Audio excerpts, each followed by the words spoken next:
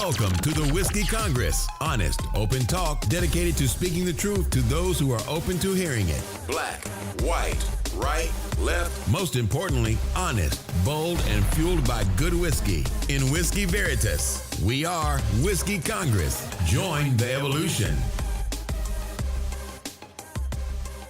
Welcome back to Whiskey Congress, and yes, we do have another whiskey for you this week, or a new whiskey for you this week. We have Double Day bourbon from Cooperstown Distilleries. Abner Double Day. 45% by volume bourbon style whiskey. Actually manufactured in Indiana and bottled in New York. So a little sneaky, but it's on the bottle. So and also for all of you who may not know who Abner Doubleday is, he's essentially the father of baseball to a degree. Yeah, the inventor, and then he was also a Civil War. I want to say general. Maybe. Really? Okay. I know he was an officer in the Civil War. I can't remember what his exact rank was, but there was, and he was a Union soldier. Right. Well, it was from Cooperstown, New York. So good bet on that. Well, you just want to get it out there. Get the information out there, especially these days. So look on our Instagram, but we don't have a video this week.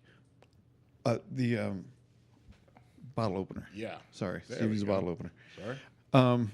Good radio there. Anyway, so the bottle is really, really cool, right? It's shaped like a baseball. The underside of it is an actual baseball diamond. Yep. It's a little awkward to pour as a result of. It is. It is. At least the first one is. Right. You know what? It's funny. It reminds me.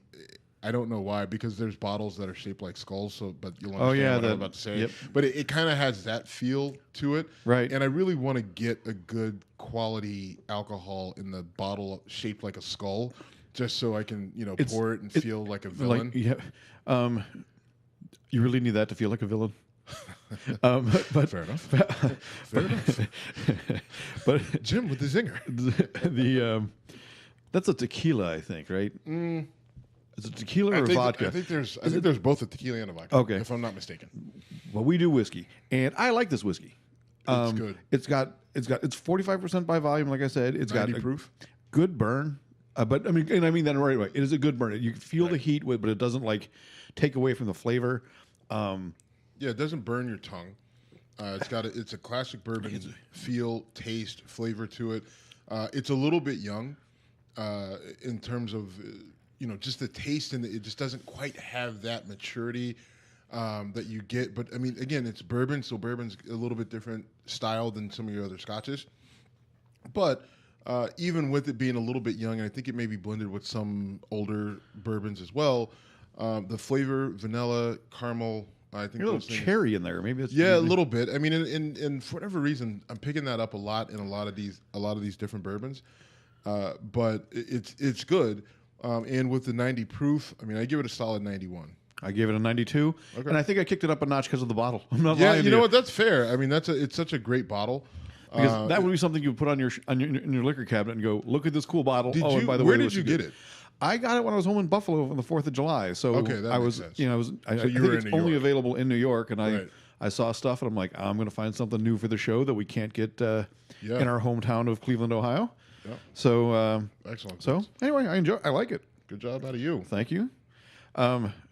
We both had wild weeks in terms of travel. I drove back from Rocky Mount, North Carolina to Cleveland in a day yesterday. You're done in Rocky Mount. I'm done in Rocky Mount. Look, I've been I've been all over the place, and I've tried to make everything a case-by-case basis with all of the I'm so sick of the term politically correct being used and overused and misused, but we've gotten to a point where both politically on the right and on the left, people are seeking out ways to destroy people they perceive as enemies. You don't think like I think. You must go down. Right, exactly. And they said that's what happened with the Roseanne thing. The more I think about that, certainly her tweets did get her burned, but I truly believe that she was a nightmare to work with, again, because that was her reputation. They moved so fast, I think, they were looking for the excuse, and she gave it to them. But I could be wrong. Right. But in either way, I mean, I think she was a victim of her. She, set the trap for herself. True. And I think you're right, because her tweets, she had been tweeting for the last since Twitter came out, ridiculous tweets. So, and they knew it was there. And maybe they told Roseanne, hey, you got a tight leash, a short leash, and if you screw it up, we're gonna yank it. Or maybe, like you said, she seems like an obnoxious person, and I could see where it'd be tough to work with her. They booted her, and they used that as an excuse, and they were able to use it as an excuse, right? Because of the response of, oh my God, that's so offensive what she said, and it was certainly dumb, right? I mean, it's a shitty comment. Is it accurate? No. It's ridiculous, but I think they definitely used that to get her out for one reason or another. Right. And it's odd because they're bringing the show back. Without her. You know that? I did. Yeah, they're bringing the show back without her. And she actually was on Hannity last night or a couple nights ago giving one of the worst apologies ever. She basically said, this is a teachable moment. I think, we should sit down together and talk. And, I didn't know she was actually black, but, I'll accept what I did was wrong. And then she follows up with, but she needs to do something about her hair. First of all, Roseanne, you are not in a place to criticize people's looks. Second of all, Sean Hannity then was so uncomfortable by this. He goes, well, people say things about my hair too. No, Sean, they don't. Other than that it looks like a helmet that was welded to your head. Fine. I just was just a hypocrite, but fuck him. Right. I say shit about his hair all the time. All right, you're right. Okay. I just got caught in a lie. I'm owning it. My bad. You're right though. But to me, well, no, actually, hold on. Let me back it up. I don't think you're right. I don't necessarily know. I think what she did was that, to me, that's her being a comic, right? That's her being a bad comic. Roseanne was a good comic. Yeah. And she probably still is, but that was a bad comedic moment by her. Hey, I'm going to apologize, but because I'm a comic, you have to know that I'm a comic, so let me slip something in there that is inappropriate. And she does. Very possible. And saying she has bad hair, is that really inappropriate? No, it's stupid. The timing is bad, considering what you're there to do. Well, and you're like, here's an olive branch, and when you reach for it, I'm going to smack you in the face with it, but go, oh, trust me, grab it. I mean, yeah. And okay, the whole, you know me, I will defend comics and comedy till I die. But see, I wish I had a soundboard, because then I would have played a little Machine Gun Kelly right there. Well, that's why you don't have one. So my thought about it is maybe she was trying to do that and just did it poorly. I think she's just in a really bad state of mind. I mean, she's come out and said she's on like 5 antidepressants and all this other stuff. I mean, everybody says that. Like, they fuck up, and it's like, oh my God, I'm just on all these pills, and the doctors pump me up with so many drugs, and I don't know what I'm saying. Like, okay, right. Same thing. Kanye West, like, I fucking Ambien and cocaine. Dude, and whatever. Ambien fucks people up, though. I've seen it personally. I've got a good friend who took Ambien for a while, and I mean, he had to get locked in a closet. Personally, my dad was addicted to that shit, and I don't want to go down that road. I don't want to go down that road. It was fun, and then you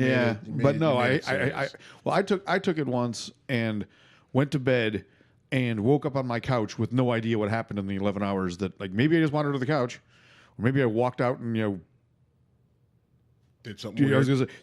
I used to do a bit about how I went up and there's a dead hooker wearing bowling shoes in the middle of my floor. I'm like, what the fuck did I do last night? But anyway, Ambien is a hell of a drug. So anyway, Roseanne aside, the left-wing media, if we want to call it that, has had their attack dogs out, or the left-wing political correctness. I hate that fucking term so much now. Just the progressive left in general has been going after people like Roseanne. Oh, you got to fire them. You got to fire them. Now the right has started digging into the past of everyone else on the left, and trying to find attacks. And so you want to talk about James Gunn, and it took me a minute to even process who he was, and now I know director of Guardians of the Galaxy. Yeah, the first two, and he was fired from the third one because of tweets that he put out between 2008 and 2011. I looked them up. They were brutal. They were, yeah. And the tweets themselves, I mean, they're about fucking kids and rape, and we don't need to repeat what the jokes were. I'd rather be specific. They're just they make me uncomfortable. You can find it on Google. Yeah, I mean, James Gunn Twitter jokes. Actually, just James Gunn Twitter gets you there. That's how I got it. Either way, the jokes are are they're fireable offenses in my book. If I said that at my job, if I tweeted that, and someone from my job, my boss, saw it, I can tell you right now, he would call me in. What the hell is this? They're like, oh well, I just thought it was funny. Oh, maybe it's a bad joke. I'll delete it. Like, no, it's already out there. We can't have this. We can't have you representing us. Is it more to that point? He works for Disney, right? I mean, exactly. Jokes about pedophilia, not great. Right. Jokes about Disney. Pedophilia and rape, not good. Right. Ever. And when you're working for Disney, especially bad. So I don't think that's an example of someone being fired for. Or I do because it happens. Maybe not for an over. Well, here's my point. Well, someone dug into the past and said, "Let's dig as deep as we can." Fine. That's different than it's a little bit different because someone went digging and they found it, but that's on him because it was his action. Yep. Right. It was he's the one who decided this is going to be funny. Right. And then he puts it out there. Right. He's the one who decided to hit send. Right. That was the fatal flaw. You want to type it, you read it, ha ha ha, chuckle to yourself, delete. Right. Not send. And his inability to hit delete instead of send is what got his ass fired. Now, you want to talk about the mechanism? Yes. Right. Well, that whole digging up and that is happening underground. It's on Reddit, 4chan. It's a conservative, kind of underground wing backlash. Right, but it's a group of people that are, to the relatively far right. They have some roots in racism, white supremacy, allegedly, supposedly, and that's where some of this, like guys like Richard Spencer come from, and that whole Unite the Right thing in Charlottesville with the tiki torches and all that. A lot of that came or was born out of Reddit and 4chan. So that group of people, right? And if you're using Reddit, like Reddit to me is annoying as shit to use. I know what it is. It's constant threads. It's ridiculous. Yeah. So all that being said, that group of people, they're very good at going back, and apparently they have nothing else better to do with their time, but that's what they do. And they go and look at people, whether they're in Hollywood or the media or anyone to the left of their thought process, center left and further left. They go and they dig on their social media and their online personality and their online life to see what they can find, and they take things out of context. Right? They literally will screenshot things and cut other things out of it and throw it out there and say, "Oh, he made a joke about pedophilia," or which is what they did with a Trevor Noah. Trevor Noah had made a joke, and it was a couple tweets. One of the tweets had made a reference to making pedophilia okay or whatever. No, the thing that got him in trouble was he made jokes about. He did this in stand-up. He made jokes about Aborigine women. Oh, that's right. Right. There was someone else who had made a joke about. They had made a joke, or maybe it was Tom Arnold. I can't remember who it was. But okay. Someone had made a joke, and it was 2 tweets before Twitter was 282 characters or whatever, and they took out the first half, kept the second half. There was a reference to pedophilia, and then Breitbart turns around and says, "So-and-so is a pedophilia," or "So-and-so is talking about pedophilia openly." And there's this whole movement, and Breitbart talks about it all the time, how the left-wing media is trying to normalize pedophilia, and it's a thing in Hollywood, and it's this underground cult in D.C. and everywhere else, and they're doing the yeoman's work to expose it, but the left-wing media is fighting them, at every turn to keep it underground. That's That's the narrative of that group. That's the narrative of the group. That's the narrative, and Breitbart is perpetuating it. Yes, right. They're the ones saying it. Are they funding it? Do we know? No, I don't know. Okay, I'm not investigative reporter guy that's gonna go follow the money. I don't know if someone had come out with that or not. So it's kind of weird to me that people are getting brought down for shit they wrote 7-8 years ago or 10 years ago. You're right. That doesn't mean they didn't say it. Back to your story with the guy from powerlifting. It's like, not, I'm not going to go down there because maybe he had some bad thoughts in his past and he's matured as a person, but it's tough to get rid of a tattoo like that. But that doesn't really apply to a stupid tweet about pedophilia. Having said that, it's a dangerous world we're in now because it is just like especially when things are taken out of context or taken out of just print, especially if it's part of a longer conversation, it's so easy to misrepresent somebody as being, awful in whatever way you want to say. I mean,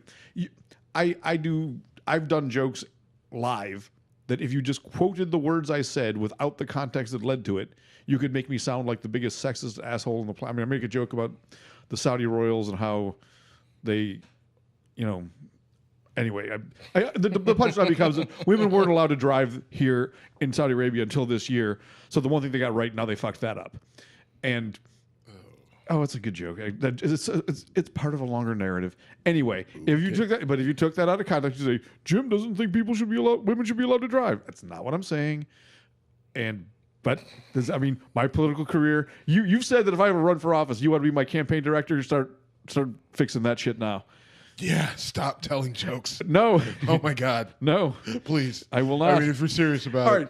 All right. Let's take the comedy angle that much further, because Sacha Baron Cohen is now in the headlines, and he's putting on a new show on Showtime called Who is America, and he interviewed a bunch of politicians, mostly right-wing politicians, and he deceived them. And first of all, I'm a huge fan of Sacha Baron Cohen. I think his movies are sometimes a little more than I can handle, but they do make me laugh. I thought Borat was hilarious, and I thought his role in Ricky Bobby. Talladega Nights, yes. Yeah, in Talladega Nights, I thought he was hilarious. I agree with both of those things. There's parts of Borat that I can't believe. When two disgusting, hairy, naked men are rolling around, and the fact that they run through a fucking hotel into a conference. Right. The first time I saw that, I was so grossed out I couldn't laugh. The second time, I couldn't stop laughing, because I'm imagining me being like, all of a sudden there's two really hairy, naked men just like they stand on the elevator next to those people, and those people had to sit there and keep a straight face. All right. Anyway, enough about that. So he, in one case, posed as an agent for Mossad, and he was teaching some guy named, was it James Spencer? No, you're talking about the guy out of Georgia. The guy in Georgia, yes. Right. And I mean, that guy really should have, what we do know about him is that he had lost his re-election bid. He was finishing out his term.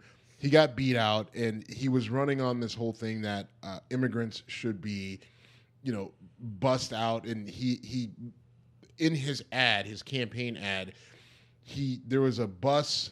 It was a big bus that was painted that it was like the deportation bus or something like that to take immigrants back across the border. And fine, I don't want to get into the whole border debate, but it was tasteless. Right? Even if you feel that immigrants shouldn't be here, or illegal immigrant, whatever your stance is, there's better ways to do it than say, let's just shove him on a bus and put him back across the border. So his name is Jason Spencer. Yes, Jay Spencer. And do we want to talk about what happens in the video, or should we just say looking for it in YouTube? Well, no, this is. I mean, yeah, absolutely. Talk about this, because this guy. Oh, geez, I forgot about the first part. So, go ahead. No. You're too excited. I don't want to take your thunder. No, I don't want to do this because Sacha Baron Cohen tells him that if you're being attacked, here's how to protect yourself. And the first thing he says you do is you need to do what? And he says yell. Well, he said, no. He said yell the N-word. Right? Well, he leads him to that, yell the N-word, and then the guy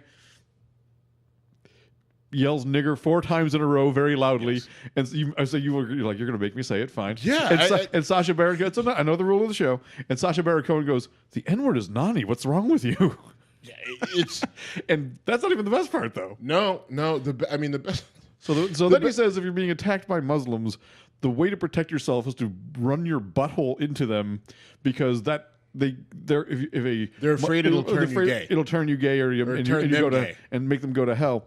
So then he convinces the guy that he needs to do it with his pants down, and the dude literally drops it all, underwear too, and is backing up butthole first at Sacha Baron Cohen as he's demonstrating the effectiveness of anti-terrorism using your butthole.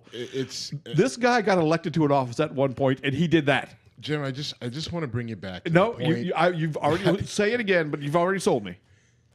the people that we elect to office in our government are not smart, right? Not all. Some of them are very Right. intelligent. Some of them are very sharp and are good at what they do. Others are complete idiots. Yes. They just are. And it's part of the reason why our government is ineffective, right? Because people are just... And now we're gravitating to idiots. Well, I mean, people are just voting for names, right? Like, they don't take it really that serious, right? I mean, people kind of do, but they don't, right? Like, people go and they vote and they put the sticker on, but how much attention do they actually pay to who's running? Unless it's someone they know. Like, if you're in a small town like Youngstown, where I'm from, then people pay a little bit closer attention because everyone knows everybody, so there's some sort of affiliation with the people running. But for the most part, people don't pay attention. They're just like, oh yeah, total John Davis. My last name's Davis. Yep, vote for that guy. O'Malley. Yeah, there's been an O'Malley. And this guy was. I'll vote for that guy. This guy was right? a relatively low-level elected official. But it doesn't matter. I mean, even for some of the bigger. Sarah Palin was a governor. She was also a target of a vicious attack from Sacha Baron Cohen in her word. No, she used the word evil. Yes, a vicious, evil attack. Sarah. Well, I mean, part of it is, listen, it's comedy, and so to a degree, there's a bit of like you give comedy a pass. You let comedy be comedy. You judge it. Either it made you laugh or it didn't. Right? Now, when you get this political, though, I do think you need to hold it to a different level. I don't though. If we're gonna accept comedy as kind of a form barometer of kind of where we're at as a society, or even as a check to a certain degree, I think you let it go. I think the line, the crossing the line with comedy is much further. I totally agree with much that. further Totally agree with that. than anything else. And 100% agree with that. And even with going back to what we were saying about Roseanne, hers was stupid. What she said was dumb. Right, but I wasn't offended by it. Right, it didn't piss me off, and I didn't immediately go to again. I saw when she said Valerie Jarrett looked like something from Planet of the Apes. I looked at that Muslim Brotherhood had a kid with Planet of the Apes or something stupid. Whatever. I mean, whatever she said, it was just dumb. It wasn't good comedy, and it was in bad taste. But that was kind of it. That's where I drew the line. But because of the hubbub that was made of it, and because ABC may have been looking for a way to boot her anyway, which I don't know. I don't know. Either. We I'm can't verify. I'm speculating. But I agree with your thought process there. Then she's out, and so with this, I think and Sarah Palin's allowed to say whatever she wants to say. She wants to put this thing on Facebook, this long dramatic post, like she makes it seem as if like ISIS came to her house and held her hostage while kicking her dog. Right, while kicking her dog and making her listen to Bristol Palin speak, read Shakespeare. She puts that, she can do that. That's fine. Now, did what he did. Now, listen, it was dramatic what he did, right? Because I mean, he's flying people out to DC or to New York or wherever he's doing, and then putting them in hotels, and I mean, he is going all out. Yeah. Right. Like, so this is and then she's got the support of CBS and Showtime, and in her defense, her alleged reason for calling him evil was he posed as a disabled veteran. Now, he did not call himself a veteran, I don't think. In fact, that could be called stolen valor, I think, if you took it too far. Yeah. So absolutely. it could be. I mean, it is. But I think he ended up saying he said he was from the United States Post. Veteran of the U.S. Postal Service. No, I think he said the United Parcel Service. Yes. So either way, which all right. So I am a fan of Sacha. Up on that. Yeah, I am a fan of Sacha Baron Cohen, but tricking Sarah Palin is really not a feather in your cap. Right. When in terms of the politicians aren't smart, it's pretty well documented. The guy who wrote the book about trying to train her to be McCain's running mate came out and said it. And I mean, Steve Schmidt will. When I don't need Steve Schmidt. No, you don't. I mean, No, I you just don't. need to watch her and listen to her. True. I mean, you betcha. I mean, all right. Because I can see Russia from my front porch. But sometimes people get caught in a what's the word I'm looking for? Not a stereotype, but they get caught with a catchphrase or caught with whatever and get labeled in a way, and they can't escape it. My favorite example of that, and I know I've said it to you before, is George H.W. Bush. It's called a wimp.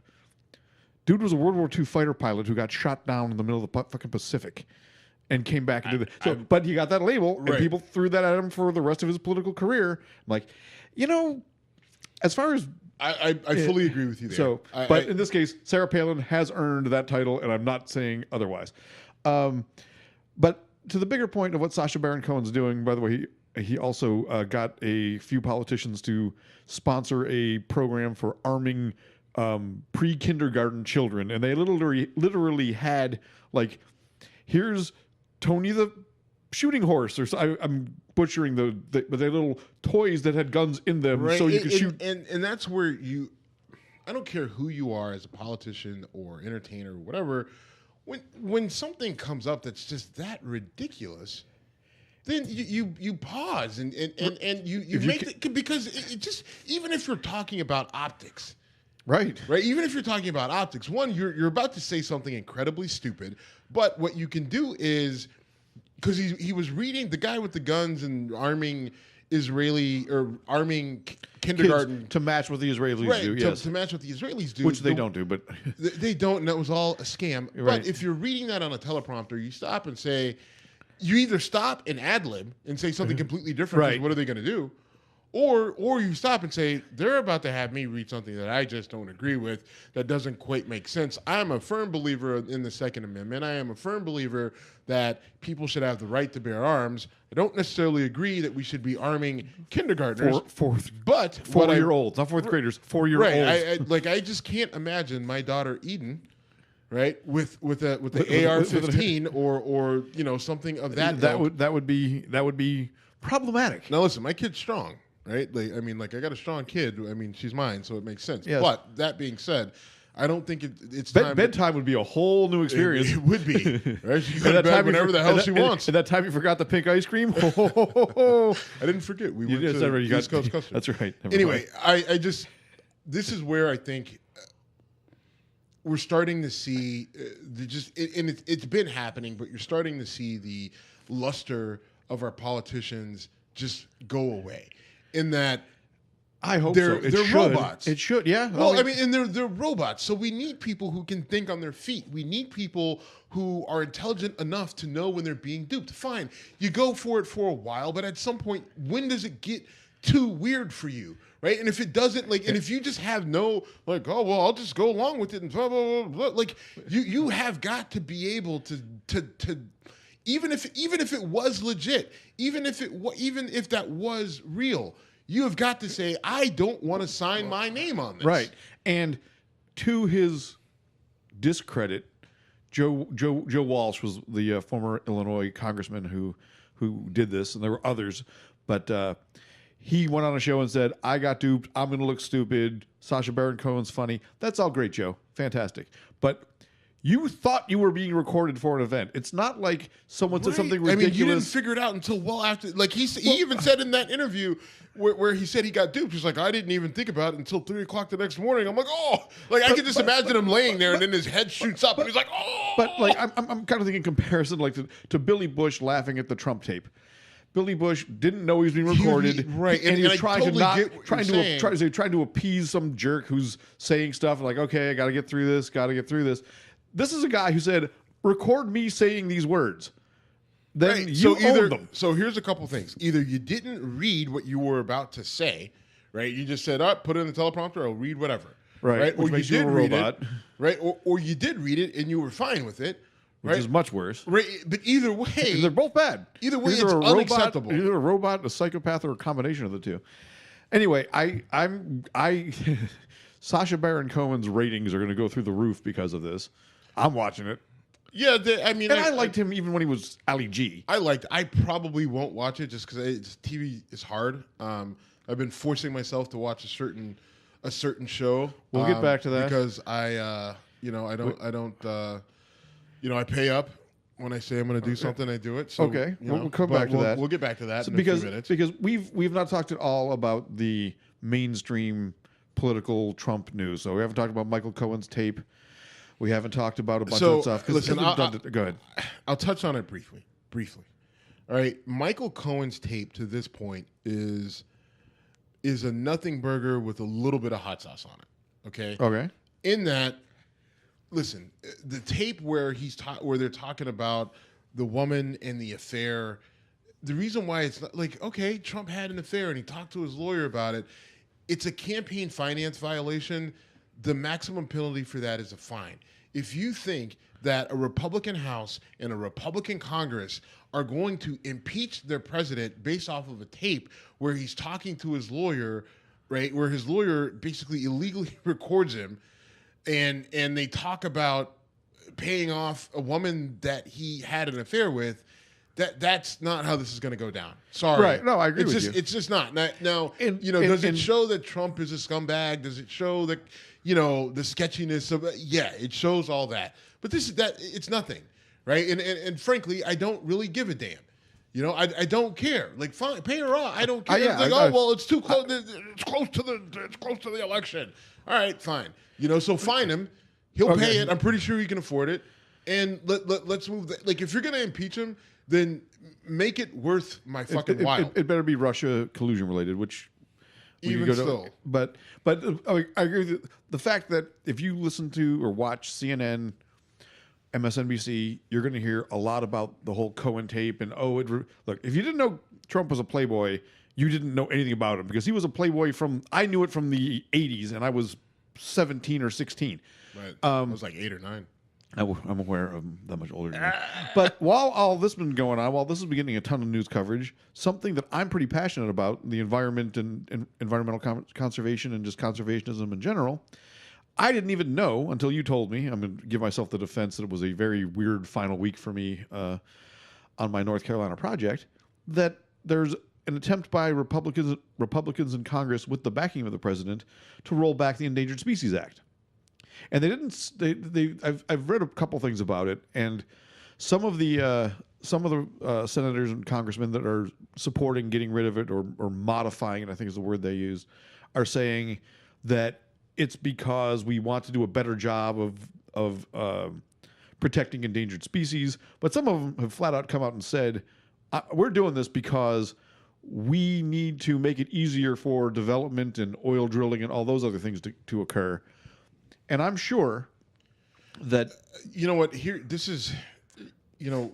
we haven't had Mike Wood Jr. on the show in a while. We probably need to have him back on. He's busy doing his own thing. But, Mike talks about what are the causes of violence. Right. Right. Environmental poisoning, resource inequality, local instability, police. Right, those are the big four. Now, some people are going to lose their shit over the police. I saw that on the Facebook page. Where'd you? Okay. It's in his book. He's talked about it. Right. Okay. He posted it recently. Okay, sorry. Right, but so people will lose their shit over the police. Like, oh, the police protect and serve, and he's got a whole thing on protecting and serving and what that actually means and doesn't mean. But where this kind of connects, like they're talking about, like, so we have. They're rolling back protections of endangered species and endangered plants. They're attacking, like, the EPA itself, the agency, right, is under attack from the inside. Right. I mean, Scott Pruitt was a scumbag and had to quit for that reason, but then he turned the agency over to a guy we don't even know about, but apparently more coal-friendly. Right. I mean, he turned it over to a guy who isn't trying to use the position for his own gain, and is his sole mission. Like, he's one of those guys who is goal-oriented and always gets the job done and is never distracted and doesn't drink and doesn't go to strip clubs, but he does destroy everything in his path. There's two reasons I don't respect him. He doesn't drink. And so the guy who's running the EPA right now is destroying it from the inside out, right? Like, so we have an administration who... They throw a lot of different things out there, a ton of different distractions. And, there's the whole Russia thing, which the media is doing for them, and they're using that, and they're spinning it this different way. And there's, the president loves to bring up the NFL and the whole kneeling thing, right? Like, because the NFL season's about to start, and he's pissed at the NFL because he can be an owner. And so he uses the anthem just to jam that up their ass. And so he's dealing with that and everything else. But the real damage that this administration is doing is to the environment. Why does that matter? Because environmental things, right? Like the environment, and that's what kills. That's what kills poor people, right? Right. Shitty environments is what kills poor people and makes and things like the Endangered Species Act. So people say, well, who gives a fuck about the spotted owl? Well, I've never seen one. You're right. I've never seen one. They don't directly impact my ecosystem. But those kind of protections are what stops basically just... Well, it stops, cutting down a timber. It stops oil drilling. And all those sort of things have environmental impacts. Right. Right. So there's a bigger. That's what I'm trying to say. There's a bigger impact than the remaining 50 spotted owls we have out there, because it shows the bigger picture that the environment is being damaged by people who will take short-term, very large profits ahead of what's good for people in general. Like people and just like we share this planet with animals. We share it with Right. with everything else that's here, and so we should kind of take that into consideration, right? Now, I'm not an environmental guy. I'm a bow hunter for crying out loud. I mean, I'm not a conservationist by any stretch of the imagination. I just never have really gotten into it or studied it or whatever. But there's a value there. There's an importance there. And when you combine this with how the EPA is being dismantled, right? Because and I'm tying this to the EPA because I feel that's as much of an issue as this, if not bigger, because as the EPA rolls back regulations and they say you don't have to worry about this and you don't have to worry about that, who does that directly impact, right? It's going to impact poor people, right? And people of color, which but a lot of white people as well, right? Those are the people who are going to be impacted by these sorts of things. And all those things, what does that lead to? It leads to, kids being maybe born with, autism and anger issues and emotional issues and all other shit. And then, so now you've got kids with these various mental health disabilities. They don't have access to the resources to help them with those disabilities. So then they don't know how to manage their emotions and their feelings, right. So they become violent, right? More police are brought in to deal with them. They clash. Thus, videos that we see all over the place of this guy. Well, we knew he had mental health issues, and you guys just shot him, right? Like that's how all this ends up becoming a cycle. I hate talking about Mike without him on the show. Well, I'm not talking about Mike. No. Let me finish my point. I talked to him the other day, and he talked about lead poisoning, and I never had really thought about it at the levels that he and I were talking about. I was literally wandering up the streets. We made a quick phone call to him. I was walking up on the streets of Lakewood. We ended up talking for like an hour, and I never thought about lead poisoning. And then it clicked to me that lead is a heavy metal. Mercury is a heavy metal. We've known mercury makes you crazy for a long fucking time. The term "mad as a hatter" comes from the fact that they worked with mercury and went crazy. Well, lead is not the same, but it's chemically very similar. Right. And the fact that it could have that kind of impact on your head suddenly clicked in my head. No, I'm embarrassed it took me that long. I'm like, damn. Yeah. I mean, in my industry, I work with the whole idea of lead all the time and just getting lead out of these old buildings. And it's paint pipes or both? Both. Okay. I mean, like every, when for my old company and now who I work for now, a big push is obviously getting rid of the lead paint. But then when we go into these old buildings and rehab them, rip the damn pipes out, put in new pipes because the old pipes leak but they're corroded and it's lead and metal and whatever. To Flint, Michigan. And who knows what we're pumping into this water.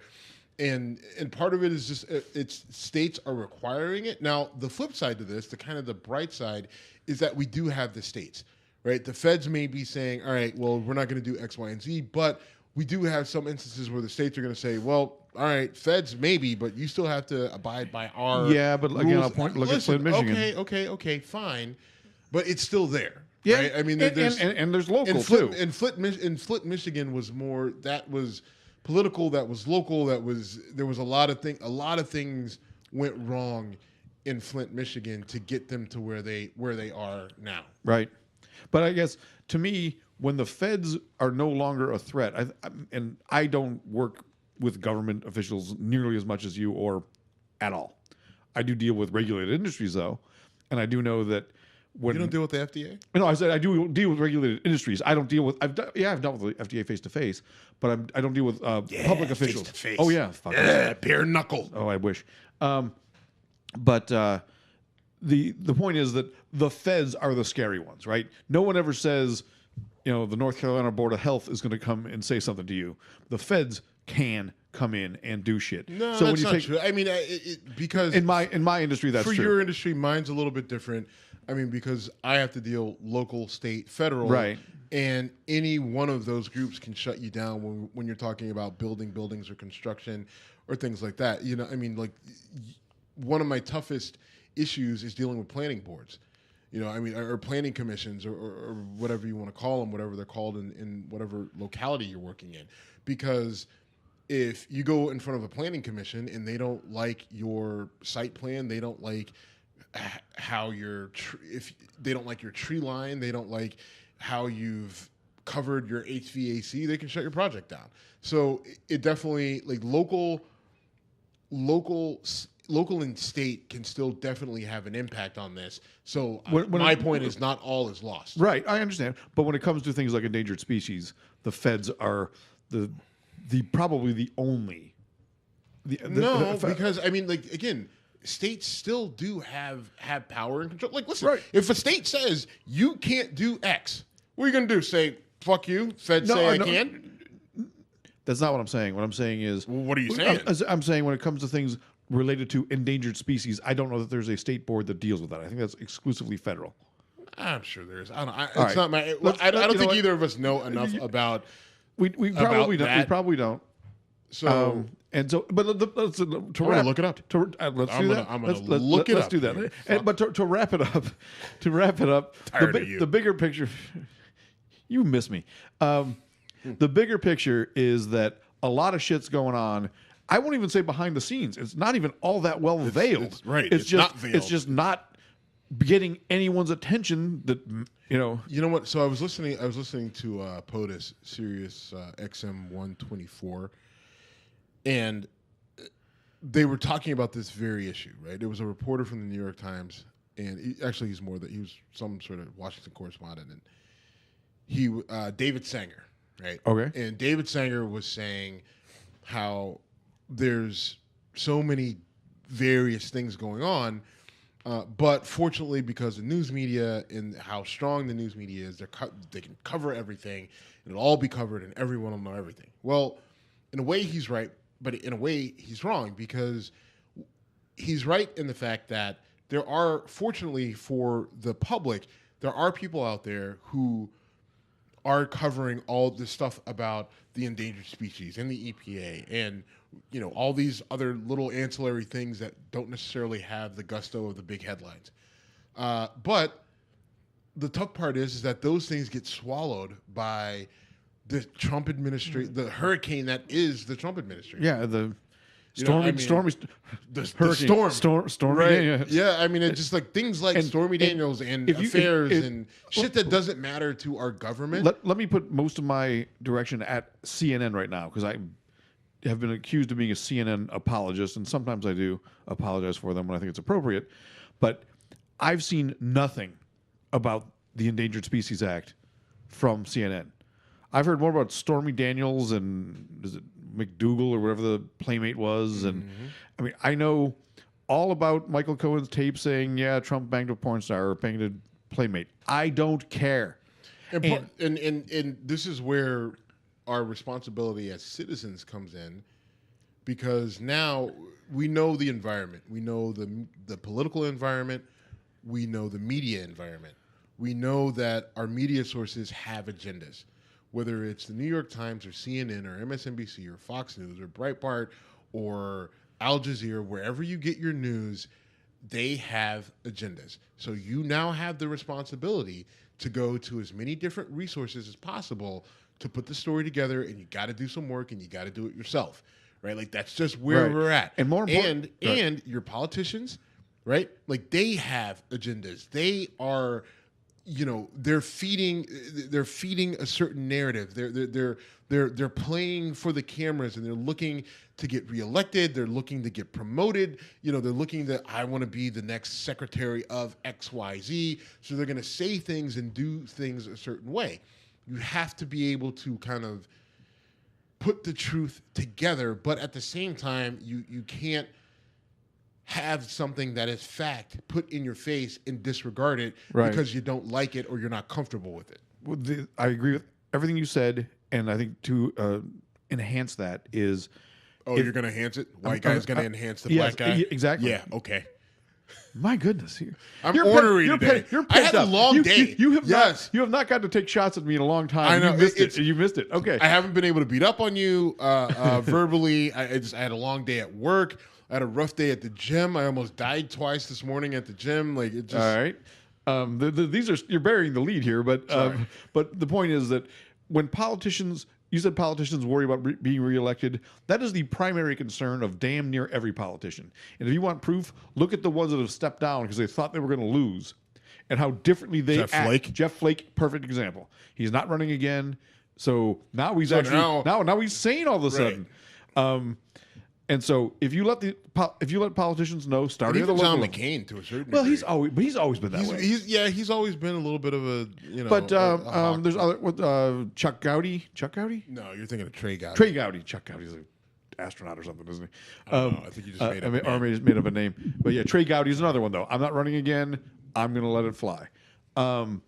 If local politicians and regional and national politicians know you care more about the environment, you care more about the future of the planet, the future of children, than you do about who Trump stuck his dick in 10 years ago, maybe, just maybe, they'll start caring more about that too. All right, that was my attempt to wrap that up. You now want to talk to me about our agreement. All right, so I asked you to watch Jessica Jones, which I have, and Luke Cage. Start with Jessica Jones. Try to bring yourself into the Netflix Marvel universe, and you did. You did, and I applaud you. I've enjoyed it. It's been the one scene I want to say is when she first meets Luke Cage in Jessica Jones. He calls himself Luke. I'm like, that's it. That's Luke Cage. Or he didn't even call himself Luke. I'm like, he's a bartender in New York City. He's obviously a badass. She goes to rescue him from getting beat up by a group of angry men, and it doesn't go well for the group of angry men. She really wasn't needed, but when they realize, okay, they're both superheroes or have superpowers, and to demonstrate, he shows up with a circular saw and takes it to his own abs and destroys a circular saw with his abs. I'm like, that's just fucking badass shit. And that's something like Wolverine go, damn, that's badass shit. I'd have to get cut and heal. You just went, right. And okay. I mean, the guy who plays Luke Cage got a quality set of abs. Yes, he does. So I asked you to watch the Marvel stuff on Netflix, and in return, I needed to watch Californication, which I did. Well, not all of it because I think there 7 seasons, yes, and don't watch season 7. Well, I'm probably gonna have to. Now. Okay, okay, here we go. Just because I want to. You're committed. Okay, cool. So. This is my thought. I'm into about halfway through season 2. All right. Okay? I like the show. It's good. Okay. I think the writing's good, and the writing is big for me. The conversations are good. I like Duchovny's character. To a degree, there's something that's a little bit annoying about him, but I actually haven't figured out what it is yet. But so I'm going to do a little psychoanalysis here. I know. I think I know where this is going. Should we make this a come at me, bro, or should we? Fine. Whatever. I know where this is going, and I've got one for you. So if you don't have one for me, bring it. This will be my come at me, bro, for you, which I think we've missed the last couple shows, but it's this show. I think it personifies the, middle-aged single white guy dream, right? You're this guy in California. You are able to fuck abroad every night of the week if you want to. You say what you want. You do what you want. There are literally no repercussions for your actions to an extent. Wait till season 3, but okay. Right? I mean, so like in season 1, he gets robbed by broad that he fucks, but apparently it was so good that she brings everything back and they end up fucking again and he doesn't even have to worry about knowing her name. Okay. Right? And so I think a lot of the enjoyment of this show is just, damn, I wish I could live that life. Right? I think that I think that's right. part of it. Hold on. Let me explain. Let me respond, please. Now, You're 100% right. There. Now, fine. Now, where it's for a guy like me, where it took me a second to get into it, right? Because they wanted to put that out there quick, right? Like, this guy's a playboy. He has sex with random women all the time. It's just his thing. That's how he gets down. And so I didn't have a track record like that. Never. Right? Like, just where every night of the week it was this may someone shock different. you, nor did I. That is not a surprise. Not a surprise, yes. But I mean, a younger me in Chicago, working in bars, working in a gym, being a law student, and it's Chicago, the land of plenty. I had a couple. We'll say I had a couple good streaks. I Right? have no trouble being a ball player in college. Didn't hurt either. I'm No. sure. I mean, I was around enough ball players in college. Not even going back to college. So for me, the experience of being able to say the right thing, do the right thing, and then the night sort of ends, and then people are just like, "So what happened last night?" Well, things went well. Like, I had a fair number of those in my own personal experience. So for me, it took me a little bit longer to get into the show, but there was a lot of things that I connected with. His relationship with his daughter, right? One of my biggest fears is that I'm fucking up with my daughter and I don't have the ideal relationship with her. Now, I know I have a pretty good relationship, but I want to push to make sure that I have a really good one with her, and I am trying to figure out, like, how can I make sure that my kid doesn't end up being one of those goth kids who hates everything, who never talks to me, and moves away and ends up doing odd jobs for the rest of her life.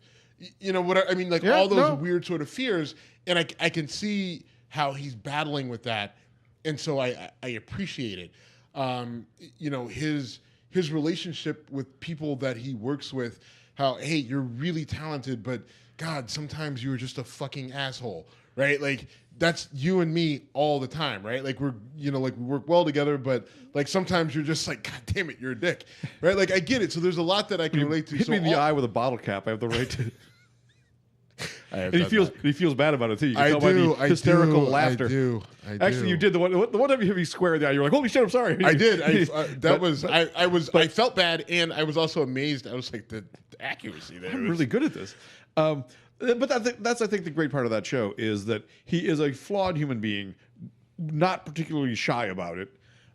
He's arrogant. He's snarky. He's a boozer and a womanizer. But he also has that good side where he does want to be right to his daughter. He does want to get things right with his daughter's mother, but constantly finds ways to fuck it up. Right. And he's got boundaries. He's got limitations. Yeah, he does have a code that flows a bit, but anyway, I'm glad you're enjoying it. I am enjoying it. Me too. So, I think without getting into too much detail, there's in that first season with the teacher, the creepy teacher who's creeping on the high school girls, where he goes in, like, I never slept with an underage girl. But there was a situation when I was in Chicago. I was training a mom, and her daughter used to come into the gym. And her daughter was, very flirtatious. Are we going to have to erase anything here? No. We don't have to erase anything. And her daughter was a very attractive girl, and she had a very flirty personality. But she wasn't the type of girl to just, sleep with older men or anything like that. She just was a bubbly... She was flirty, and she knew what she had going on, and it was what it was, but she was young. And I worked with her mom for over a year and a half. And she somehow got my number. She was in a jam with a guy, and he was an older guy. I think he was a college guy, and she called me. They were at a bar. He had got her in with a fake ID. She didn't feel comfortable. He didn't do anything to her, but she just didn't feel comfortable. She wanted to leave. She had no one else to call. She called me, and I came to get her, and the guy kind of gave me a hard time about coming to get her. And I proposed a couple options for him. I was like, I'm sure you handled that with. I proposed diplomacy. I proposed a couple options for him, and he took option B, which left him standing and left us walking out the door. It was fine. So it was the opposite of the options A and B from the movie The Rundown. The Rock, great movie. It's ridiculous that you make so many references to that fucking movie. It's a great movie. It's not a great movie. It's not a great movie. It is not a great movie. It's a very fun movie. It's a fun movie, but with okay, The fine. Rock and Christopher Walken. True. And Sean, whatever, Fine. something Scott. You can't even remember his name. Yes. Whatever. The guy. I like it. Listen, Stifler from the American Pie movies. I'm a big fan of The Rock. Sean William Scott? I like the movie. Okay, It's but just anyway, the fact that but he's option A is we go peacefully. Option B is the opposite of option A. So that's where I thought you were going to go with that. Anyway, yes. All right. I'm glad you're enjoying the show. I look forward to seeing. There's a few stages in it where it progresses in some. This is kind of not fair. There's 7 seasons of this show. And I said we go season for season. So you want to punt Okay. anytime? Go ahead. All right. The trade-off is there's 13 episodes of Jessica Jones, and they're all an hour. And Californication's only 30 minutes. Is it? Okay, it's a half an hour, right? But I don't wait. How many seasons or how many shows are in a season? About 12. I think 12, yeah, 10, 12, somewhere in that range. And time-wise- I'm probably going to beg you not to what. Well, when you get to season we'll 7, see what happens. Yeah, we'll see where it goes. All right, man. I think we should shut this down. Mm-hmm. Good whiskey, good conversation. All over. Oh no, I haven't done my come at. Come at me, bro. All right, I'm gonna do a quick one. Come at me, bro. So Come at me. our boy Jefferson Beauregard Sessions and the president have gone at it again this week. I'm not going to ask you to predict if things will happen. What will it take for Jefferson Beauregard Sessions to either quit or be fired? Trump's gonna have to fuck his wife. We cannot end any better than that. You're because he ain't gonna quit. I think Trump might fire him. I think Trump's not going to quit. fire him. Trump's not going to fire him because there's too many really shitty political. Of all the people he can fire John Kelly. He can the only people he can't fire are Sessions and Mike Pence. Those are the only people he can't fire. Okay. Anybody else? One more random thing to tell you is worth putting on the show. I got a guy I've worked with, a friend of mine who you know, Scott. Won't say last names. No names. Has please. been in D.C. this week. Don't get hooked. Stay off Twitter. No names, please. Those are our rules. Yeah, I don't even have a first name. No one's going to narrow it down. Anyway, Scott sends me a text message yesterday.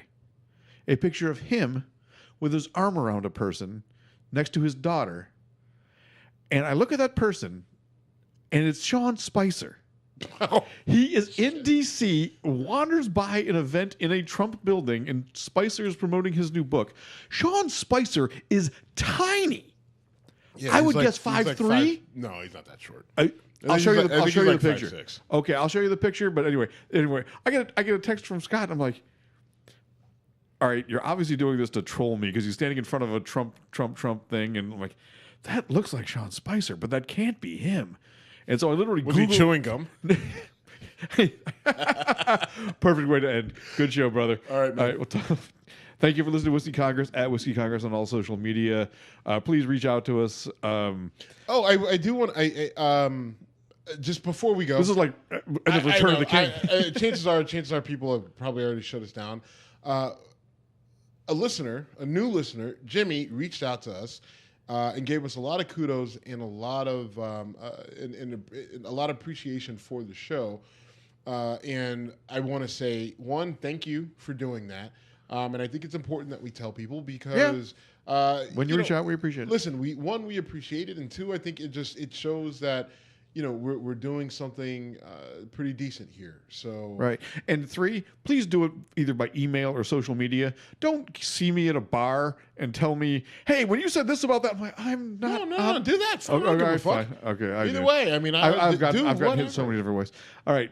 On that note, at Whiskey Congress on all social media. Check out our Instagram to check out the Abner Doubleday Bourbon It's a cool bottle, kids. Cool bottle. Good whiskey. We're out. Later.